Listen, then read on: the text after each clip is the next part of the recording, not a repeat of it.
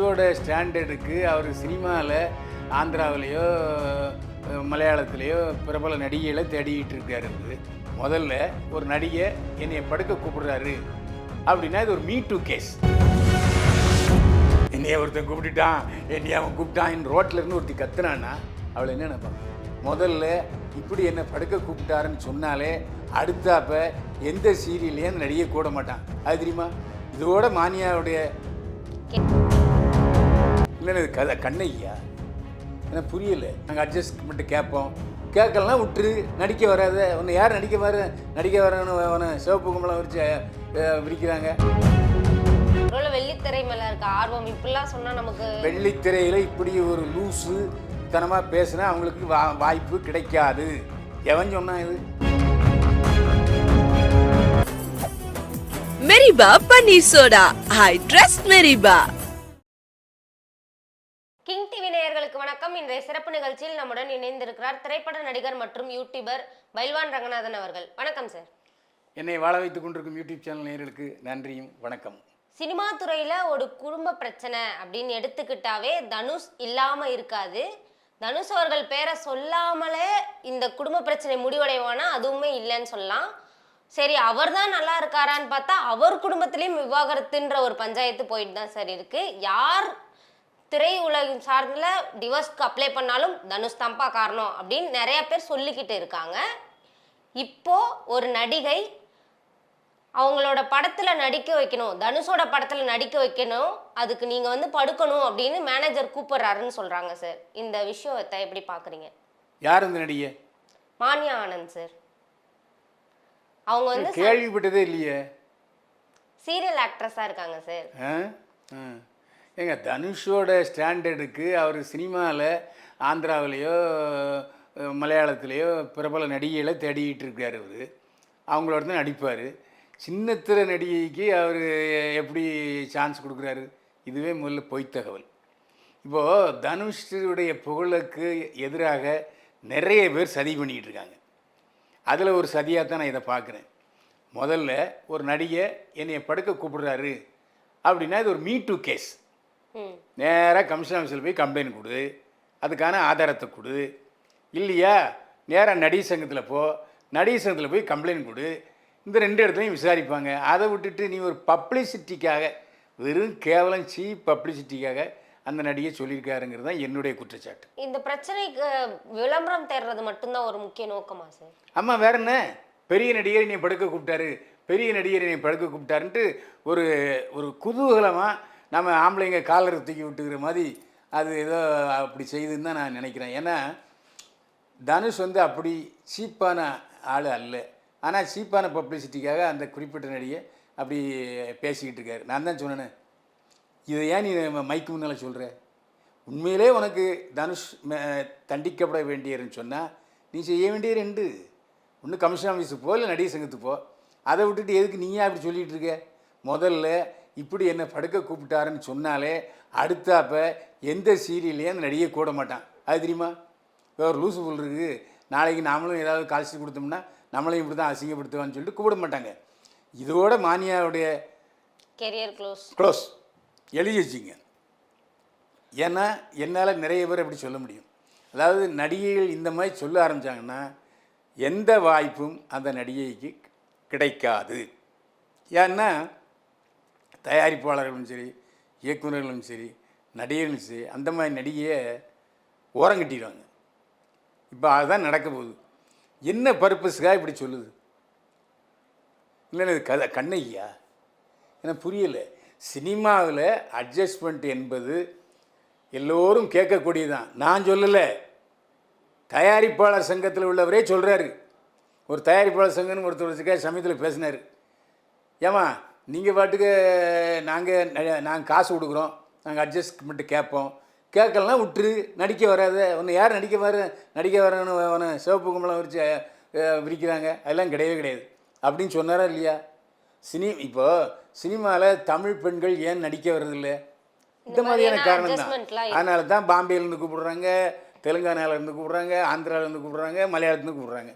ஏன்னா அவங்கெல்லாம் இதுக்குன்னே அவங்க எப்படியாவது பணமும் போல அடையணும். அதுக்காக சில தியாகங்களை செய்ய அவங்க தயாராக இருக்காங்க. ஒன்றை இழந்தால்தான் இன்னொன்றை பெற முடியும். அந்த இது நான் இப்போ சொல்லலைங்க. அரங்கேற்றம் படத்திலேயே இயக்குனர் இமயம் பாலச்சந்தர் இந்த மாதிரி ஒருத்தி வந்து சினிமாவில் சான்ஸ் பாடு கேட்குற போது அப்போ தயாரிப்பாக சொல்லுவார், இந்த பெட்ரூம் லைட்டு அணைஞ்சாதான் உன் பேரில் ஷூட்டிங் லைட்டு விழும் அப்படின்னு சொல்லியிருக்காரு. அப்போ அவரே அப்போவே சொல்லிட்டார். அப்புறம் தெரிஞ்சால் எல்லாம் வர்றாங்க. எதுக்கு இந்த பம்மாத்து வேலை, நடிப்பு வேலை, ஆக்ஷன் வேலை, சுய விளம்பர வேலை? உன் பாட்டுக்கு நடிச்சியா, போனியா, காசை வாங்கினியா? ஒருவேளை வெள்ளித்திரை மேலே இருக்க ஆர்வம் இப்படிலாம் சொன்னால் நமக்கு வெள்ளித்திரையில் இப்படி ஒரு லூஸு தனமாக பேசுனா அவங்களுக்கு வாய்ப்பு கிடைக்காது. எவன் சொன்னான் இது? இப்படி ஓப்பனாக பேசுகிற பொண்ணு எவனா? மானியான்ற பேர் தெரியாதுன்னு நீங்கள் சொல்லியிருந்தீங்க. இப்போ இந்த சர்ச்சை மூலயமா மானியான்ற பேர் தெரிய வருது. பேர் தெரியுமா? அடுத்த அப்போ சினிமாவில் சான்ஸ் கொடுப்பானா? கொடுக்க மாட்டான். நான் உறுதியாக சொல்கிறேன். ஏன்னா இந்த மாதிரி கிறுக்கு பிடிச்ச எல்லா நடிகைகளும் வாய்ப்பு இல்லாமல் போய்விட்டார்கள் இல்லையா? 2 சீரியலில் நடிகை கல்யாணம் ஆகி செட்டில் ஆகிக்க யார் வேண்டான்னா? அந்த புகழை வந்து உன்னுடைய வாழ்க்கைக்கு அசிவரமாக எடுத்துக்கணுமே தவிர இப்படியா பேசுகிறது? என்னைய ஒருத்தன் கூப்பிட்டுட்டான், என்னைய அவன் கூப்பிட்டான், ரோட்டில் இருந்து ஒருத்தி கத்துனான்னா அவளை என்ன நினைப்பான்? பைத்தியம் தான் நினைப்பான். இதுதான் உண்மை. மானசா என்ன மானியாவா? மானியா ஒரு பைத்தியம், விளம்பர பொறுக்கி அப்படின்னு தான் குற்றம் சாட்டுவேன். ஏன்னா சினிமாவை பற்றி தெரியாத சூழ்நிலை இருக்குது. வேற என்ன செய்ய முடியும்? தனுஷை பற்றி நீ திட்டு, தனுஷை பற்றி இப்படி தரக்குறவா பேசுன்னு யார்ட்டையா காசு வாங்கிட்டா என்னம்மாங்கிறது நமக்கு தெரியலை. சமீபத்தில் கூட பாருங்கள், தனுஷ் வந்து ரஜினிகாந்தை டைரக்ட் பண்ண போகிறாருன்னு ஒரு புரளியை கிளப்பி விட்டாங்க. அந்த மாதிரி ஒரு புரளிகளில் ஒன்று இது. இதில் அது உண்மை இல்லையா சார்? நிறைய பேர் தனுஷ் தான் அடுத்தது இயக்க போறான்ற மாதிரி. ஏங்க இப்போ வாய்க்கு வந்ததை பேசிக்கிட்டு இருக்காங்க. அதில் உண்மை இருக்கா, ஆதாரம் இருக்கா, யார் சொன்னா? அதெல்லாம் இல்லவே இல்லை. அவன் பாட்டுக்கு வதந்தியை பரப்புறது, பொய்யை பரப்புறதுன்னு நிறைய பேர் இருக்காங்க. அந்த லிஸ்ட்டில் நான் இல்லை. உண்மையை தான் சொல்லுவேன். இந்த சூழ்நிலையில் தன்னுடைய மகளை விவாகரத்து பண்ணவர் ரஜினிகாந்துக்கு எப்படி கதை சொல்லுவார்? அவர் நல்லா இருக்கும்போதே ரஜினிகாந்த் டைரக்ட் பண்ண முடியலையே. இப்போ விவாகரத்து பண்ணவர் எப்படி தனுச்சு டைரக்ட் பண்ணுவார்? அதெல்லாம் பொய் இல்லையா? ஸோ வாய்க்கு வந்தது குடும்ப வாழ்க்கை வேறு, திரைப்பட வாழ்க்கை வேறு தானே சார்? கிடையவே கிடையாது. அது அதாவது ஒரு என்ன இருந்தாலும் அவர் மனசில் இவன் டைரக்டர் இல்லை, என்னுடைய மகளை டிவோர்ஸ் பண்ணவன்னு மனசில் இருக்குமா இல்லையா? ஒரு தந்தையாக அவருக்கு இருக்கும். அப்புறம் எப்படி அவர் இயக்கத்தில் நடிப்பார்? ஒரு நடிகனா நல்ல கதைகளை தேர்வு பண்ணணும்ல சார்? ஏங்க வேறு நாட்டில் கதையே இல்லையா? வேறு நாட்டில் டைரக்டரே இல்லையா? ரஜினி நினச்சா யாரை வேணால் டைரக்டர் ஆக்கலாம். இந்த மாதிரி கதை பண்ணு. இப்போ ரஜினிக்கு கதை பண்ணுறது பெரிய கம்பசூத்திரமா என்ன? ஒரே கதை தான். கடத்தலில் ஈடுபடுவான், இல்லாட்டி தேச துரோகத்தில் ஈடுபடுவான், அதை கண்டுபிடிப்பார் நம்ம சூப்பர் ஸ்டார் ரஜினிகாந்த். இதுக்கு திரைக்கதை தான் முக்கியமே தவிர அதை விட்டுட்டு என்ன பெரிய பூதாகரமான உலகத்தில் இல்லாத கதையை ரஜினி சொல்லிட போகிறாங்க. இதில் முக்கியமான விஷயம், சுந்தர் சி யாருக்கும் கதை சொல்ல மாட்டார். இதை அவரே சொல்லியிருக்கார். நான் யாருக்கும் கதை சொல்ல மாட்டேன், அப்படி கதை கேட்குறவங்களா இருந்தால் நான் படம் டைரக்ட் பண்ண மாட்டேன்னு சொல்லியிருக்காரு. ஏற்கனவே சூடு கண்ட பூனை கமலஹாசன் நடித்த அன்பே சிவம் படத்தை டைரக்ட் பண்ணுறவர் சுந்தர் சி. அப்போ அவர் என்ன சொல்லிட்டாரு, நான் பாட்டுக்கு ஓரமாக உட்காந்துருப்பேன், டைரக்ட் பண்ணுறவர் கமலஹாசன் தான்னாரு. படம் ஊற்றிக்கிச்சு. 7 மாதம் சுந்தர் சி வீட்டில் தூங்கிட்டு இருந்தார். சான்ஸே கொடுக்கலை. ஏன்னா அவர் தோல்வி படம் கொடுத்துட்டார். அதுவும் கமலஹாசன் தோல்வி படம் கொடுத்துட்டார். இப்போ அவர் ஒரு நல்ல வெற்றி டைரக்டர் அப்படிங்கிற லெவலில் சுந்தர் சி வளம் வந்துக்கிட்டு இருக்காரு. அவர் பேரையும் அவரே கெடுத்துப்பார். இது மட்டும் இல்லை, ஏற்கனவே பாலச்சந்தர் தயாரித்த ரஜினிகாந்த் நடித்த படத்தை அவருடைய இணை இயக்குனர் வசந்தே டைரக்ட் பண்ண மாட்டேன்ட்டார். அண்ணாமலை படத்தை முதல்ல அவர் தான் டைரக்ட் பண்ண இருந்தது. போயா அப்படின்ட்டு போயிட்டார். 2வது லோகேஷ் கனகராஜ் தான் ரஜினிகாந்தை இயக்கிறதா இருந்துச்சு. கமலஹாசனும் கதை கேட்டார். அந்த படமும் நின்று போச்சு. இது 3வது சுந்தர் சி. அதனால் ஒரு வேளை கமலஹாசன் சொன்னதை தட்டாமல் சரி பூஜை தானே போடுறாங்க, பூஜை போட்டுன்னு ஒத்துக்கிட்டு இருப்பார். ரஜினிகாந்த் கமலஹாசன் நடிக்கிற படத்தில் நடிப்பதற்கான வாய்ப்பும் இல்லை.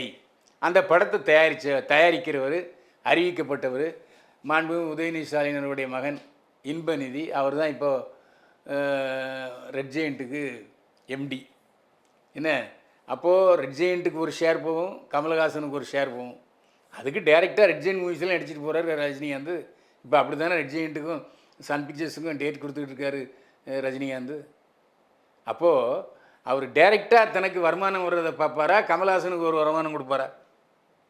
ரெண்டு இணைய போறாருன்னு சொல்லியிருந்தாங்களே சார். அதெல்லாம் பொய்ங்க, நடக்காது. எழுதி வச்சுங்க. நான் முதல் நாள் சுந்தர் சி ரஜினிகாந்த் படத்தை டைரக்ட் பண்ண போகிறாருன்னு சொன்ன உடனே இந்த படம் ஷூட்டிங் நடக்காது, சுந்தர் சி இந்த படத்தை டைரக்ட் பண்ண மாட்டாருன்னு சொன்னது நான்.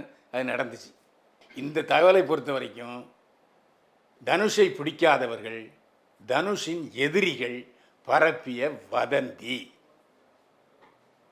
அதுதான் உண்மை. இதுவரை எங்களுடன் பல்வேறு கருத்துக்களை பகிர்ந்தமே நன்றி சார். மீண்டும் சந்திப்போம். வாழ்க வளமுடன். Meriba Paneer Soda. I trust Meriba.